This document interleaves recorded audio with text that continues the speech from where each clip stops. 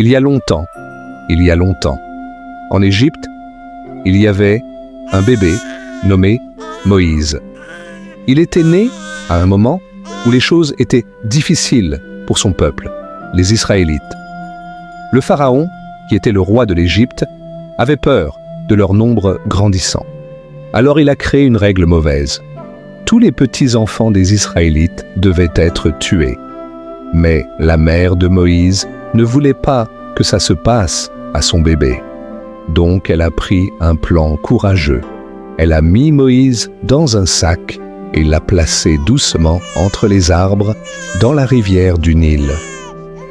La fille du pharaon a trouvé le sac pendant qu'elle se baignait dans la rivière.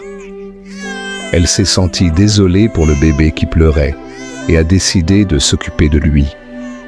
Alors, Moïse a grandi dans le palais du pharaon comme un roi d'Égypte, même s'il était vraiment un Israélite.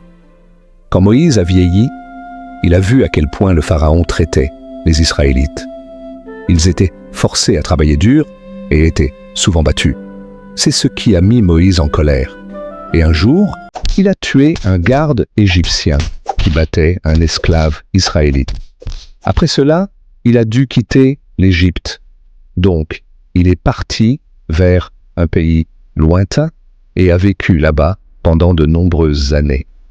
Puis, quelque chose d'incroyable s'est passé.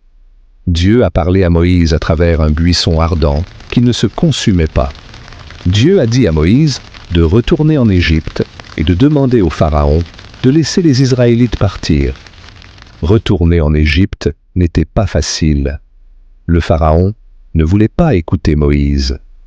Alors, Dieu a envoyé 10 plaies pour convaincre le Pharaon.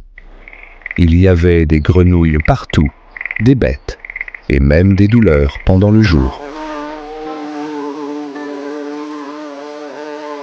Enfin, après la dernière et la plus triste plaie, le Pharaon a accepté de laisser les Israélites partir.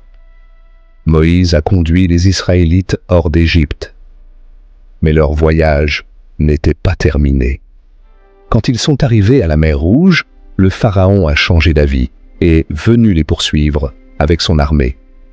Mais Moïse avait confiance en Dieu. Il a étendu sa main et quelque chose d'incroyable s'est produit. La mer s'est séparée en deux et les Israélites ont traversé sur la terre sèche. Une fois qu'ils furent en sécurité, la mer est redevenue normale et l'armée du Pharaon ne pouvait plus les suivre. Moïse et les Israélites furent enfin libres. Ils ont voyagé longtemps jusqu'à une montagne spéciale appelée Sinaï. Là, Dieu a donné à Moïse les 10 commandements, qui étaient des règles importantes sur la manière de vivre et d'être bons les uns envers les autres.